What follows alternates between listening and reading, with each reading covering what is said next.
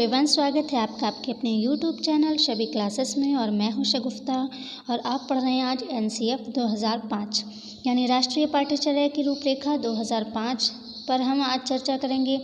इसके बारे में जानेंगे कि ये एनसीएफ है क्या, एनसीएफ क्या चीज़ है या इसके सिद्धांत क्या हैं, इसका उद्देश्य क्या है, इसके प्रमुख जो तथ्य हैं वो क्या हैं। सारी चीज़ों के बारे में आज की वीडियो में जानेंगे हम। और आज की वीडियो में हम एनसीएफ को जानेंगे, उसके उद्देश्य, उसके सिद्धांत, ये सब चीज़ें जानेंगे। मतलब एनसीएफ को जानेंगे हम, लेकिन जो इसका पार्ट 2 आएगा अगले वीडियो में, उसमें हम एनसीएफ से रिलेटेड 50 इंपॉर्टेंट क्वेश्चन को देखेंगे और उनके आंसर देखेंगे। 50 इंपॉर्टेंट क्वेश्चन होंगे वो एनसीएफ से रिलेटेड। अभी तक उन क्वेश्चन को रिपीट बहुत बार किया गया है, मतलब कई बार एग्ज़ाम्स में वहाँ से क्वेश्चन आए हैं और आगे आने की संभावना भी है, क्योंकि एनसीएफ बहुत ज़्यादा इम्पॉर्टेंट टॉपिक है। इसलिए आप इस वीडियो को और अगले वीडियो को जो इसके बाद आने वाला है उसको ज़रूर से देखें और पूरा वीडियो ज़रूर देखें, क्योंकि एनसीएफ 2005 से क्वेश्चन अब तक ज़रूर आए हैं और आगे आने की संभावना भी है। इस वीडियो में हम क्या जानेंगे, एनसीएफ को, और अगले वीडियो में एनसीएफ से रिलेटेड क्वेश्चन आंसर करेंगे। 50 मोस्ट इंपॉर्टेंट क्वेश्चन होंगे उस वीडियो में। तो बस हमारे चैनल पर बने रहें आप, और वीडियो अच्छा लगे लाइक ज़रूर कर दीजिएगा। और हमारे चैनल को अब तक सब्सक्राइब नहीं किया है तो सब्सक्राइब ज़रूर कर दीजिए, साथ ही बेल आइकन को प्रेस करके ऑल पर क्लिक ज़रूर कर दीजिए। तो चलिए फ्रेंड्स, वीडियो स्टार्ट करते हैं। सबसे पहले हम पढ़ रहे हैं एनसीएफ 2005 यानी राष्ट्रीय पाठ्यचर्या की रूपरेखा 2005। तो सबसे पहले हम इसको जान लें, इसकी फुल फॉर्म क्या है, एनसीएफ की फुल फॉर्म क्या है। एनसीएफ जो है इसकी फुल फॉर्म है national curriculum framework, national curriculum framework, और इसको हिंदी में कहते हैं राष्ट्रीय पाठ्यचर्या की रूपरेखा। ये चीज़ भी इम्पॉर्टेंट है। मान लीजिए एनसीएफ की फुल फॉर्म ही पूछ दें या उसका हिंदी रूपांतर ही पूछ दें, क्योंकि कुछ भी क्वेश्चन आ सकता है कहीं से भी। तो एनसीएफ की फुल फॉर्म है नेशनल करिकुलम फ्रेमवर्क और इसका हिंदी रूपांतर क्या है, राष्ट्रीय पाठ्यचर्या की रूपरेखा, पाठ्यचर्या की या पाठ्यचर्या की रूपरेखा। ठीक, नेक्स्ट क्या है देखिए, एनसीएफ 2005 के अध्यक्ष कौन हैं। तो एनसीएफ 2005 के जो अध्यक्ष हैं वो हैं प्रोफेसर यशपाल। प्रोफेसर यशपाल की अध्यक्षता में एनसीएफ 2005 जो है कंप्लीट हुआ, बनाया गया, और एक समिति थी, उस समिति की पूरे देख रेख में ही ये एनसीएफ 2005 जो है बनाया गया, और इसके अध्यक्ष हैं प्रोफेसर यशपाल। नेक्स्ट देखिए क्या है ये एनसीएफ, एनसीएफ क्या है। अगर आ जाए एनसीएफ क्या है, 4 ऑप्शन दिए हैं तो आप किसको टिक करेंगे कि एनसीएफ क्या है, शिक्षा के क्षेत्र में प्रमुख दस्तावेज है। एनसीएफ क्या है, शिक्षा के क्षेत्र में एक प्रमुख दस्तावेज है एनसीएफ। ठीक है, ना ही कोई कानून है, मतलब एक कानून कह भी सकते हैं इसको, लेकिन क्या है, ये एक शिक्षा के क्षेत्र में प्रमुख दस्तावेज क्या कहेंगे, ये इसकी सही परिभाषा होगी कि एनसीएफ क्या है, तो शिक्षा के क्षेत्र में एक प्रमुख दस्तावेज है। नेक्स्ट देखिए, जो राष्ट्रीय पाठ्यचर्या है यानी एनसीएफ है, उसका प्रमुख उद्देश्य क्या है। तो राष्ट्रीय पाठ्यचर्या का जो प्रमुख उद्देश्य है वह शिक्षा बिना बोझ के। आप अभी इसके सभी पॉइंट देखेंगे, इम्पॉर्टेंट पॉइंट, जो इम्पॉर्टेंट तथ्य होते हैं एनसीएफ के, अब वो आप देखेंगे, उद्देश्य देखेंगे, सिद्धांत देखेंगे। उन सब का जो एक निचोड़ होता है, निचोड़ कहना चाहिए, तो वो क्या है, शिक्षा बिना बोझ के, यानी जो पूरे एनसीएफ का जो एक निकल कर आता है रिज़ल्ट क्या है वो, कि शिक्षा बिना बोझ के। तो राष्ट्रीय पाठ्यचर्या का प्रमुख उद्देश्य क्या है, शिक्षा बिना बोझ के, ये इसका प्रमुख उद्देश्य है। चलिए नेक्स्ट देखते हैं, भारत में अब तक कितनी जो एनसीएफ हैं वो आई हुई हैं। तो अब तक 4 ही एनसीएफ आई हैं, मतलब ये चौथी अभी चल रही है। ठीक है, 3 आ चुकी हैं इससे पहले, ये चौथी अभी चल रही है, और नई जो एनसीएफ है उसकी तैयारी की जा रही है। एनसीएफ नया जो पाठ्यचर्या है वो आने की तैयारी की जा रही है। तो अभी तक फ़िलहाल 4 हैं। कौन से, सबसे पहली जो आई थी राष्ट्रीय पाठ्यचर्या वो 1975 में आई थी, दूसरी आई थी 1988 में, फिर आई थी 2000 में, और अब ये 2005 में जो एनसीएफ जिसके हम अभी आज पढ़ रहे हैं, ये एनसीएफ 2005 है। क्योंकि अब इससे क्वेश्चन आते हैं 2005 वाले से जो है क्वेश्चन अब आते हैं, क्योंकि ये अभी चल रही है हाल ही में, लगभग और अब नई पाठ्यचर्या की योजना तैयार की जा रही है। तो अभी हम फ़िलहाल 2005 को पढ़ते हैं क्योंकि यहाँ से क्वेश्चन आते हैं।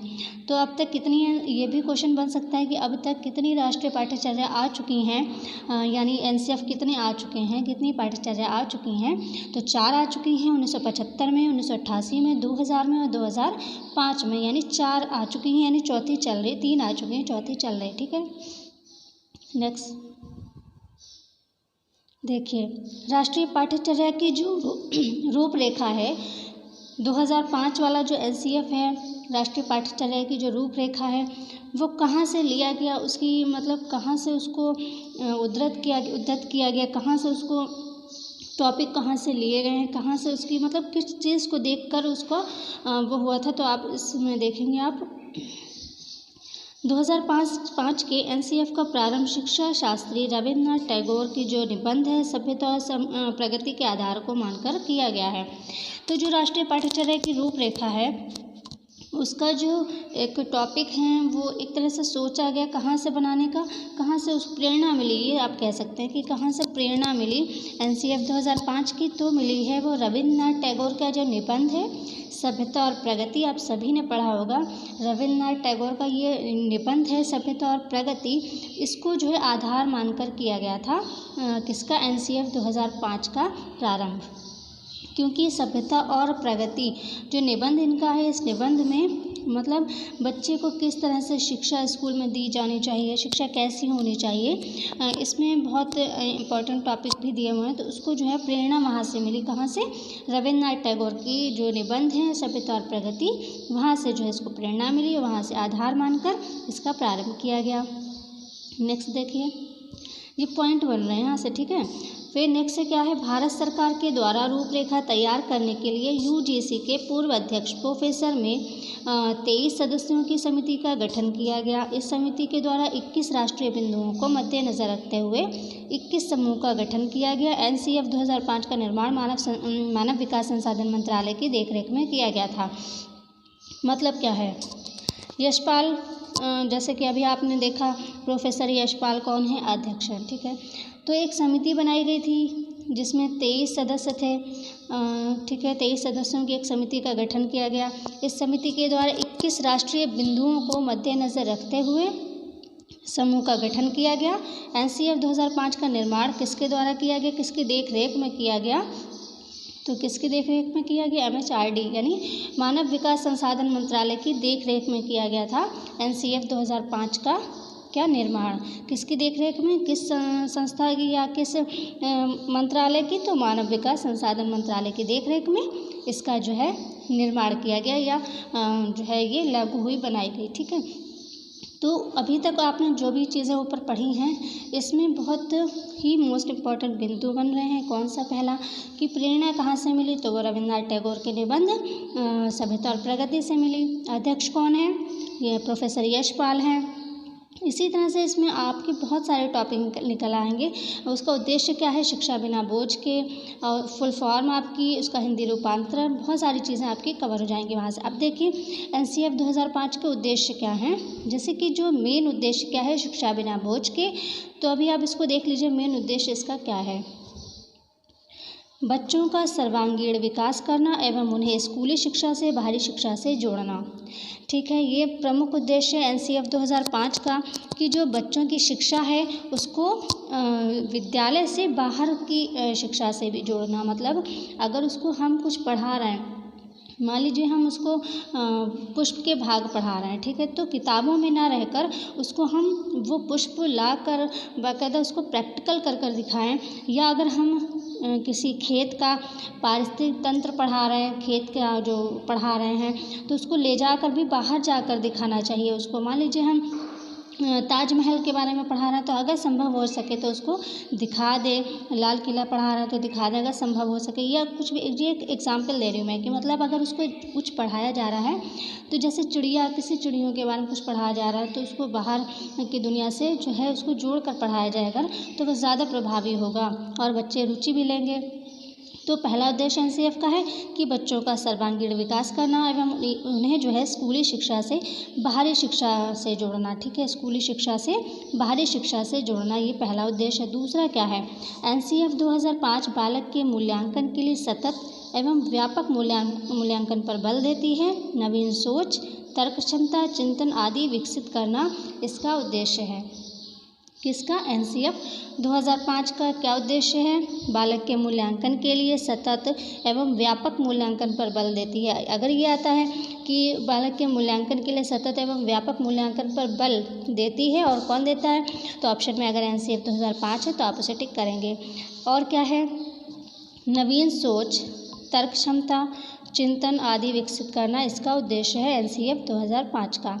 नेक्स्ट सिद्धांत देखिए, जो इसके 5 स्तंभ हैं, 5 सिद्धांत हैं इसके, एनसीएफ के 5 सिद्धांत हैं, या इसको 5 स्तंभ भी कह सकते हैं आप।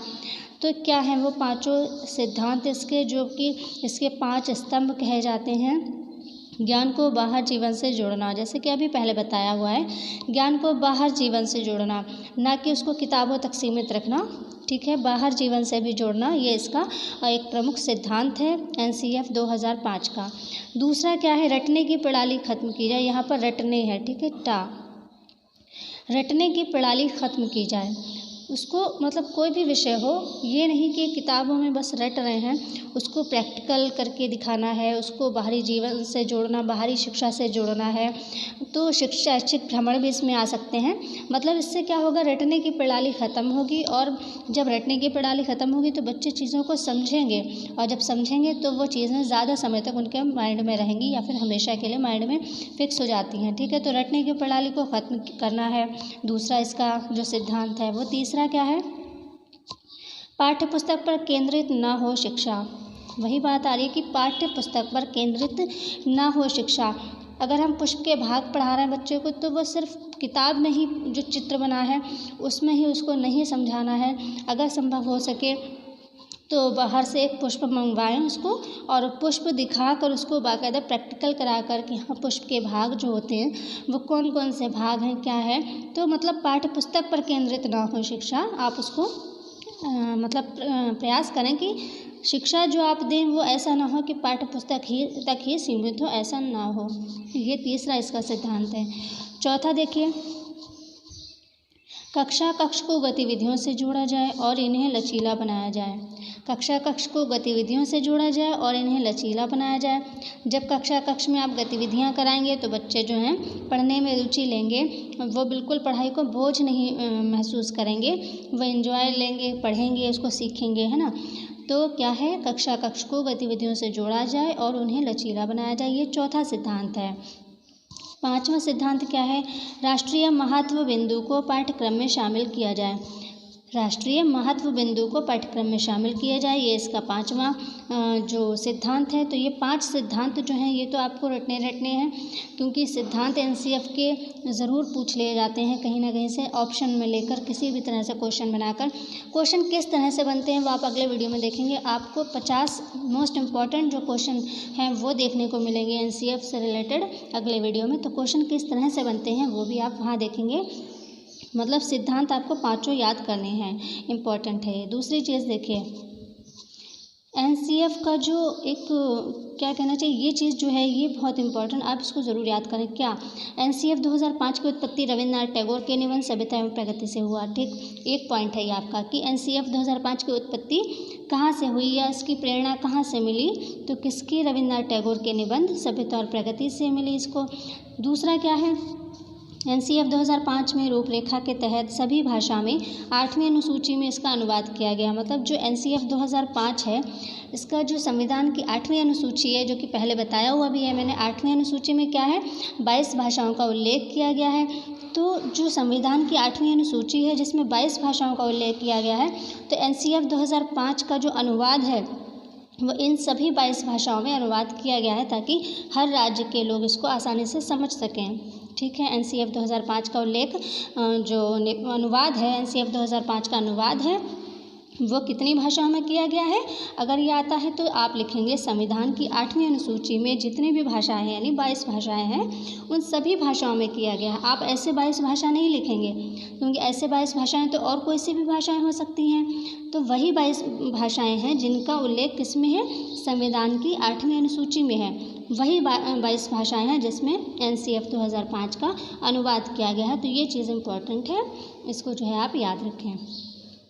नेक्स्ट, NCF 2005 के महत्वपूर्ण बिंदु या इम्पॉर्टेंट पॉइंट्स जो हैं आप इसको देख लीजिए। ये क्योंकि आपने 5 सिद्धांत भी देख लिए, आपने उद्देश्य भी देख लिए, लेकिन जो इसके महत्वपूर्ण बिंदु निकल कर आते हैं पूरे NCF के, वो आप यहाँ से आप इसको देखें। तो पहला हमारा बिंदु है विद्यार्थियों को रटने से मुक्त कराया जाए। विद्यार्थियों को रटने से मुक्त कराया जाए जिससे उनका चहुमुखी विकास हो सके। जैसे कि अभी आप ऊपर से पढ़ते आ रहे हैं, सब वही चीज़ें हैं। विद्यार्थियों को रटने से मुक्त कराया जाए जिससे उनका चहुमुखी विकास हो सके, यानी रटंत प्रक्रिया को ख़त्म करना है। ठीक। दूसरा क्या है? शिक्षा बाल केंद्रित होनी चाहिए। शिक्षा बाल केंद्रित होनी चाहिए। ये पीछे कई बार शायद टेट के एग्ज़ाम्स में भी पूछा गया है। तो क्योंकि पहले क्या होती थी? शिक्षक केंद्रित होती थी शिक्षा, और NCF 2005 में जो मेन पॉइंट वो क्या है? शिक्षा बाल केंद्रित हो, यानी बाल केंद्रित हो, ना कि शिक्षक केंद्रित हो। ठीक। फिर क्या है पॉइंट अगला? भारत सरकार के MHRD यानी ministry of human resource development की पहल पर प्रोफेसर यशपाल की अध्यक्षता में यह समिति बनाई गई, जैसे कि आप पहले ऊपर पढ़ चुके हैं।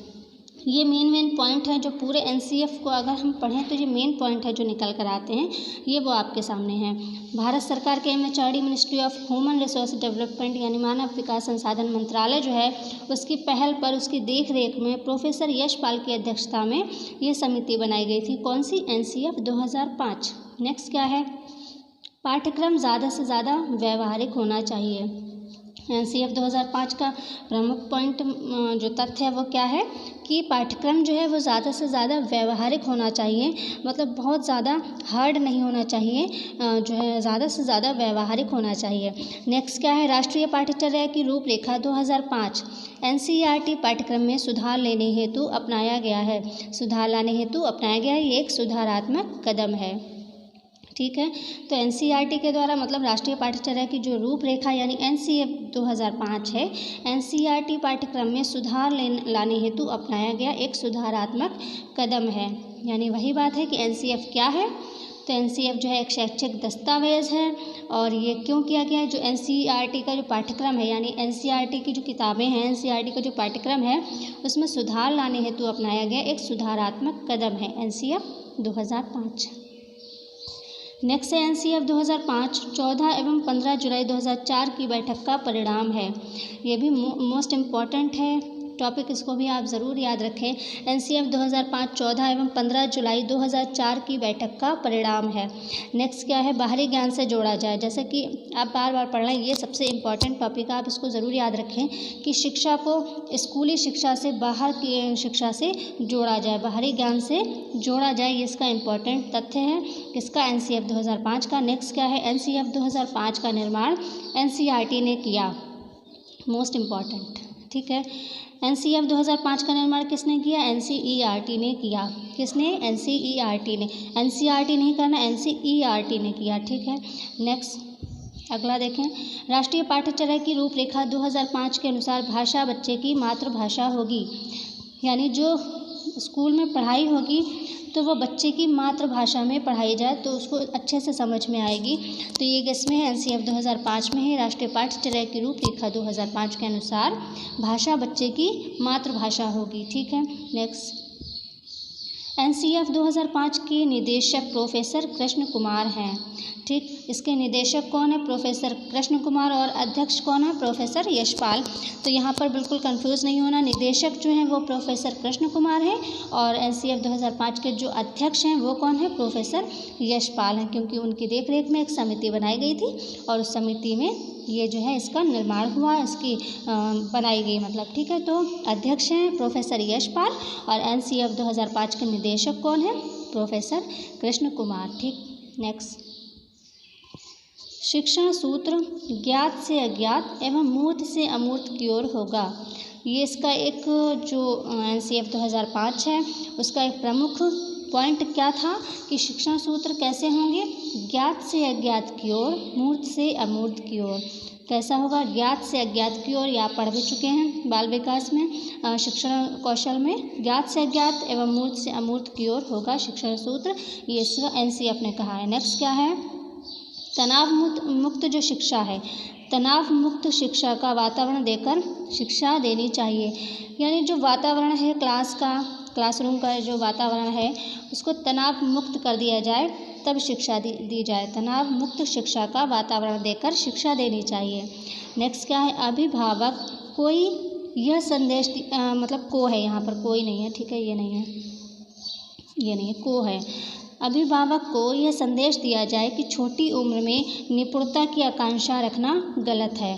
मतलब अभिभावक, बहुत से अभिभावक हैं जो छोटी उम्र में बच्चे से बहुत सारी निपुणता की आकांक्षाएं रखते हैं, उनके ऊपर बहुत ज़्यादा वर्डन रखते हैं कि उनको इतने ही मार्क्स लेकर आना है।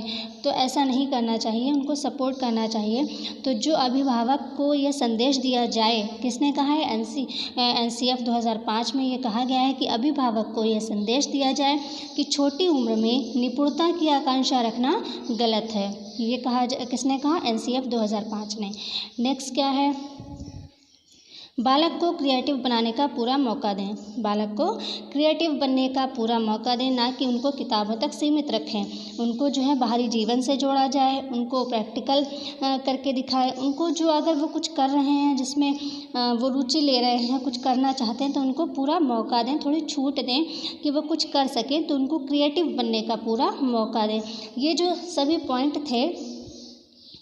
पॉइंट थे एनसीएफ 2005 के जो मोस्ट इम्पॉर्टेंट पॉइंट थे। यानी एनसीएफ जो पूरा राष्ट्रीय पाठ्यचर्या की जो रूपरेखा है, उस पूरी रूपरेखा को अगर पढ़ें तो ये सारे पॉइंट निकल कर आते हैं उसमें।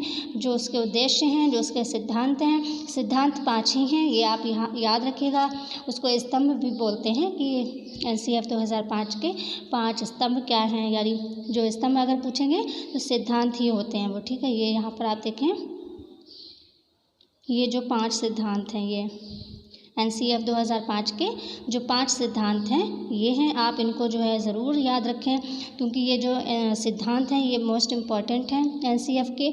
और आप इसको जो उद्देश्य इसका ज़रूर याद रखें। और ये प्रमुख जो तथ्य थे ये तो अभी आपने देखे कि मतलब पूरे एनसीएफ का निचोड़ क्या है। तो ये सभी पॉइंट निकल कर आते हैं अगर हम एनसीएफ को देखें तो फ्रेंड्स, आज के वीडियो में फ़िलहाल बस इतना ही। आज के वीडियो में हमने एनसीएफ को जाना है कि एनसीएफ है क्या, उसके उद्देश्य, उसके सिद्धांत, उसके प्रमुख तथ्य देखे। अगले वीडियो में हम एनसीएफ से रिलेटेड 50 क्वेश्चन आंसर को देखेंगे, जिनसे क्वेश्चन आते रहे हैं अब तक या आने की संभावना है। तो दोनों ही वीडियो लगभग बहुत इंपॉर्टेंट, क्योंकि अगर आपने एनसीएफ नहीं पढ़ा तो क्या पढ़ा, क्योंकि एनसीएफ मोस्ट इम्पॉर्टेंट है। तो फिलहाल आज के वीडियो में बस इतना ही। वीडियो अच्छा लगे तो लाइक ज़रूर कर दीजिएगा और शेयर ज़रूर कर दीजिएगा। मिलते हैं अगले वीडियो में, तब तक के लिए टेक केयर एंड बाय।